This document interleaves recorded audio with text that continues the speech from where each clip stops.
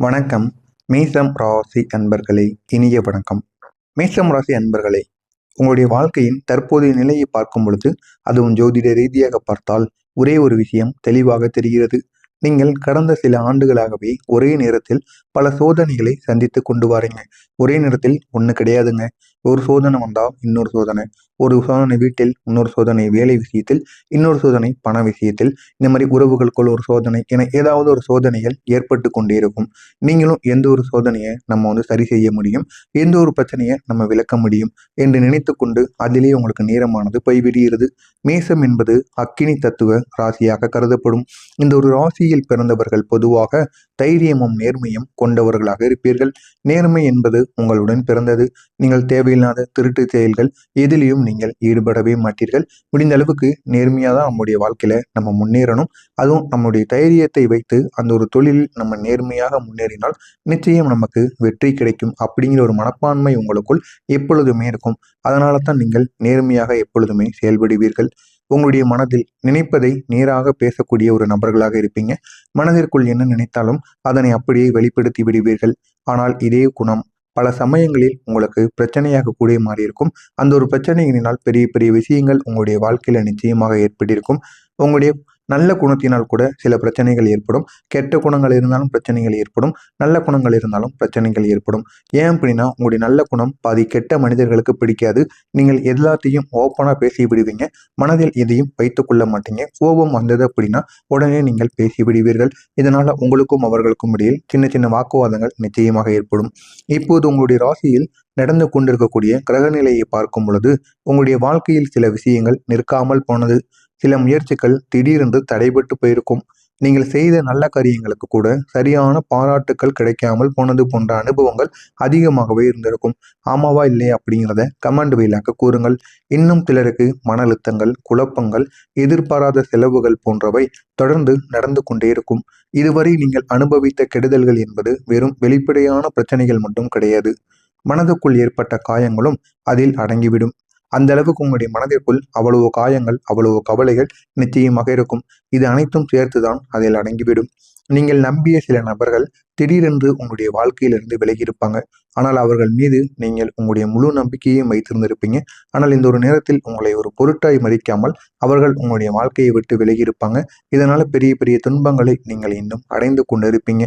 இன்னும் சிலர் உங்களுடைய நல்ல மனதை பயன்படுத்தி கொண்டு பின்னால் துரோகம் செய்து கொண்டு இருப்பார்கள். குடும்பத்திலேயே கூட சில சமயங்களில் உங்களை சரியாக புரிந்து கொள்ளாமல் தவறாக மதிப்பிட்டுக் கொண்டிருப்பார்கள். ஆனால் உங்களுடைய உடன் பிறந்தவர்கள் உங்களுக்கு பாதி அளவுக்கு கூட அவர்கள் வேலை செய்ய மாட்டார்கள், உழைக்க மாட்டார்கள், பணம் சம்பாதித்து வீட்டில் கொடுக்க மாட்டார்கள். இருந்தாலும் அவர் மீது இருக்கின்ற அந்த மரியாதையும் செல்வாக்கும் கூட உங்கள் மீது உங்களுடைய வீட்டில் இருக்கக்கூடிய பெற்றோர்கள் காட்ட மாட்டார்கள். இந்த ஒரு நேரத்தை பார்த்து உங்களுக்குள்ள ஒரு மன வருத்தம் நிச்சயமாக இருக்கும். வீட்டில் உங்களுக்கு கிடைத்த மரியாதை பற்றியும் பல மேசம் ராசிக்காரர்கள் மனதில் சின்ன சின்ன வேதனைகள் வைத்து கொண்டுதான் இருக்கிறார்கள். நீங்கள் குடும்பத்திற்காக எவ்வளவு முயற்சி செய்தாலும் சில சமயங்களில் அந்த ஒரு முயற்சிக்கு உரிய மதிப்பானது கிடைக்கவில்லை என்று நீங்கள் உணர்ந்து கொண்டிருப்பீங்க. உங்களுடைய பேச்சு நேர்மையானதாக இருக்கும். ஆனால் அந்த ஒரு நேர்மை சிலருக்கு கடுமையாக தோன்றும்.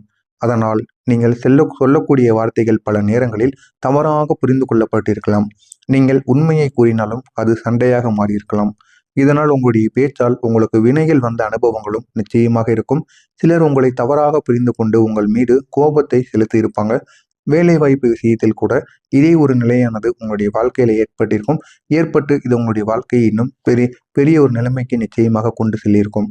உங்களுடைய திறமை இருந்தும் சரியான நேரத்தில் சரியான வாய்ப்பு கிடைக்காமல் தாமதமாகி இருக்கலாம்.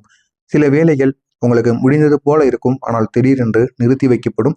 அதில் ஏதாவது ஒரு பிரச்சனைகள் ஏற்படும். ஆனால் அந்த ஒரு பிரச்சனை ஏன் ஏற்படுது என்று தெரியாமல் நிச்சயமாக ஏற்படும். இதுவும் உங்களுடைய வாழ்க்கையை ஒரு பெரிய ஒரு பாதிப்புக்கு கொண்டு செல்லும். இது பல சமயங்களில் உங்களுடைய கிரகங்களின் இயக்கத்தால் ஏற்படக்கூடிய ஒரு சோதனை காலமாக இந்த மேசம் ராசிக்கு ஜோதிடமானது கூறப்பட்டு வருகிறது.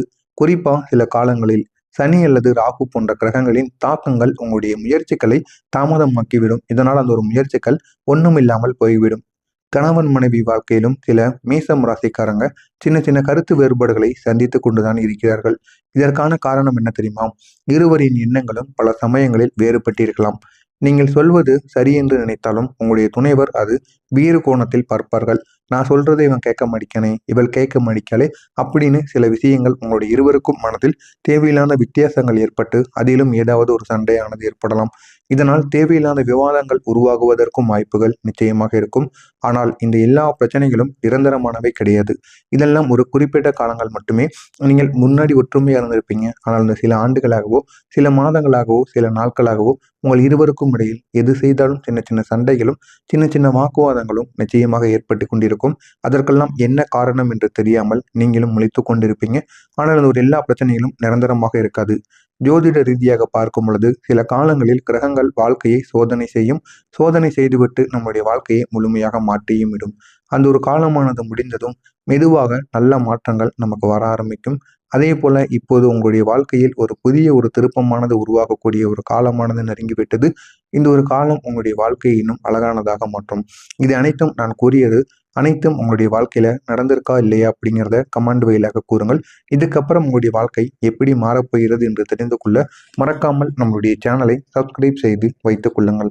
வரக்கூடிய இந்த ஒரு நாளுக்கு பிறகு உங்களுடைய வாழ்க்கையில் மெதுவாக ஒரு புதிய தொடக்கத்திற்கான ஒரு வாய்ப்பானது இருக்கிறது என்று பல ஜோதிடர்கள் கூறக்கூடிய கிரக அமைப்புகள் நிச்சயமாக காட்டுகிறது.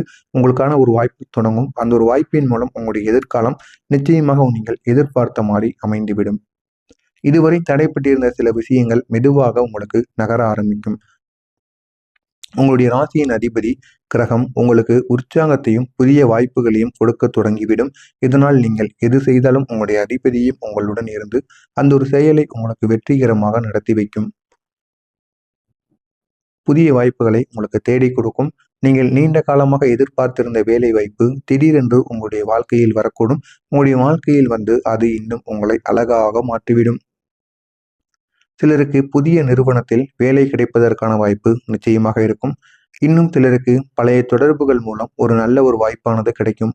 தொழில் செய்து கொண்டிருப்பவர்களுக்கு புதிய வாடிக்கையாளர்கள் அல்லது புதிய திட்டங்கள் உருவாகுவதற்கான வாய்ப்பும் நிச்சயமாக இருக்கும். இதனால் உங்களுடைய பொருளாதார நிலையானது மெதுவாக மேம்படும். மேம்படுவது மட்டுமல்லாமல் உங்களுடைய வாழ்க்கை இன்னும் அழகாக மாறும். உங்களுடைய வாழ்க்கையில் புதிதாக சில நபர்களும் வருவார்கள். வந்து உங்களுடைய வாழ்க்கையை இன்னும் உயர்த்தி விடுவார்கள். உயர்த்தி நல்ல ஒரு நிலைக்கும் நீங்கள் செல்வீர்கள். செல்வது மட்டுமல்லாமல் நல்ல ஒரு மாற்றமானது நிச்சயமாக உங்களுடைய வாழ்வில் நடக்கும். அந்த ஒரு நபர்கள் உங்களுடைய வாழ்க்கையில் நல்ல மாற்றங்களை கொண்டு வரக்கூடியவர்களாக நிச்சயமாக இருக்கலாம். அவர்கள் உங்களுடைய முயற்சிகளை புரிந்து கொண்டு உங்களை ஊக்கப்படுத்தக்கூடிய நபர்களாக இருப்பார்கள். உங்களை ஊக்கப்படுத்துவது என்றால் நீங்க எது செய்தாலும் அதற்கு சரி, நீ இதை செஞ்சா சரியா இருக்கும் அப்படின்னு உங்களுடைய வாழ்க்கையில ஒரு வழிகாட்டியாக அவர்கள் இருப்பார்கள். இதனால் உங்களுடைய வாழ்க்கை இன்னும் அழகானதாக மாறும். சில சமயங்களில் ஒரு நல்ல நண்பரோ அல்லது ஒரு நல்ல ஒரு ஆலோசகரோ உங்களுடைய வாழ்க்கையின் பாதையை மாற்றி விடுவதற்கான முயற்சியில் நிச்சயமாக இறங்குவார்கள். எனவே அவர்களை நீங்கள் பின்பற்றினால் உங்களுடைய வாழ்க்கை முழுவதுமாக மாறிவிடும். இந்த ஒரு வகையில் சில நல்ல மனிதர்கள் உங்களுடைய வாழ்க்கையில் வருவதற்கான வாய்ப்பு நிச்சயமாக இருக்கும். அந்த நபர்களை நீங்கள் உங்களுடைய கைக்குள் போட்டு வைத்துக் கொள்ள வேண்டும். அவர்கள் எது சொன்னாலும் நீங்கள் சரி என்று கேட்கும். தட்டி பேசக்கூடாது. முடிந்த அளவுக்கு அவங்க பேசுவதற்கு சரி என்று நீங்கள் போங்கள். உங்களுடைய வாழ்க்கையில் அவரும் உங்களுடனே பயணித்து வருவார். இதனால் உங்களுடைய வாழ்க்கை நிச்சயமாக மாற்றப்படும். எனவே இந்த ஒரு நாளுக்கு பிறகு சொல்லப்படுகின்ற எதிர்காலம் இன்று போல இருக்காது. நீங்கள் கடந்த காலத்தில் சந்தித்த சோதனைகள் உங்களுக்கு ஒரு அனுபவமாக மாறி அதே தவறுகளை மீண்டும் நீங்கள் செய்யாமல் இருப்பதற்கு நிச்சயமாக உதவும். எனவே அந்த அளவுக்கு உங்களுடைய வாழ்க்கையில நல்ல ஒரு மாற்றமானது ஏற்படும். எனவே மேசம் ராசியின் அதிபதி செவ்வாய் கிரகம். அதனால் இந்த ராசிக்காரர்கள் தைரியமும் செயல்திறனும் கொண்டவர்களாக இருப்பீங்க. உங்களுடைய அதிபதிக்கு ஏற்ற பரிகாரங்களை செய்வது உங்களுடைய மனநிலைக்கும் வாழ்க்கைக்கும் நல்ல ஒரு மாற்றத்தை கொண்டு வருவதற்கு உதவும். எனவே நீங்கள் தவறாமல் வாரத்திற்கு ஒரு முறை செவ்வாய்க்கிழமை நாட்களில் முடிந்தால் முருகன் கோவிலுக்கு சென்று முருகனுக்கு 2 தீபத்தை மட்டும் போட்டு விடுங்கள். அதுவே போதும். உங்களுடைய வாழ்க்கையில அவ்வளவு நன்மைகள் ஏற்படும். செவ்வாய்க்கிழமை நாட்களில் சின்ன அளவில் தானங்கள் செய்வது அல்லது உங்களுக்கு இயன்ற அளவில் தேவையுள்ளவர்களுக்கு உதவி செய்வது நல்லதாக கருதப்படும். எனவே முடிந்த அளவுக்கு ஒரு சிறிய உதவி செய்தாலும் போதுமானது. சிலர் முருகன் அல்லது ஆஞ்சநேயர் வழிபாடு செய்வதும் மன உறுதியை உங்களுக்கு அதிகரித்து கொடுக்கும். நீங்கள் பயன்படுத்த வேண்டிய நிறங்களில் சிவப்பு அல்லது இளஞ்சிவப்பு போன்ற நிறங்கள் உங்களுக்கு உற்சாகத்தை அதிகரிக்கக்கூடியதாக கருதப்படும். ஆனால் அதைவிட முக்கியமானது உங்களுடைய மனநிலைதான். நீங்கள் நம்பிக்கையை இழக்காமல் முயற்சி செய்தால் உங்களுடைய வாழ்க்கை மெதுவான ஒரு மாற்றத்தை கொண்டு வரும். இதனால் உங்களுடைய வாழ்க்கை இன்னும் நன்றாக மாற்றப்படும். மொத்தத்தில் பார்த்தோம் அப்படின்னா மேசம் ராசிக்காரர்களின் வாழ்க்கை ஒரு போராட்ட மனநிலையோடு நடந்த பாதையாக மட்டுமே இருக்கும். ஆனால் அந்த ஒரு போராட்டம் தான் உங்களை மற்றவர்களை விட வலிமையானவர்களாக மாற்றும். கடந்த காலத்தில் நடந்த கஷ்டங்கள் உங்களை உடைப்பதற்காக கிடையாது, உருவாக்கத்தான் வந்தவை என்று புரிந்து கொண்டால் நீங்கள் இனி வரக்கூடிய காலத்தை மிகவும் நம்பிக்கையோடு எதிர்கொள்ள முடியும். எனவே இந்த ஒரு நாளுக்கு பிறகு உங்களுடைய வாழ்க்கையில மெதுவாக நல்ல மாற்றங்கள் உருவாகுவதற்கான வாய்ப்பு நிச்சயமாக இருக்கும். அந்த ஒரு வாய்ப்புகள் நீங்கள் சரியாக பயன்படுத்தினால் உங்களுடைய வாழ்க்கையில புதிய வேலை, புதிய மனிதர்கள், புதிய நம்பிக்கை, புதிய பாதை ஆகியவை நிச்சயமாக உருவாகும். இதனால் உங்களுடைய மனதிலும் ஒரு விஷயத்தை மட்டும் நீங்கள் வைத்துக் கொள்ளுங்கள். இது உங்களுடைய வாழ்க்கையை நிச்சயமாக மாற்றும். நீங்கள் நினைத்ததெல்லாம் உங்களுடைய வாழ்க்கையில நிச்சயமாக கிடைக்கும்.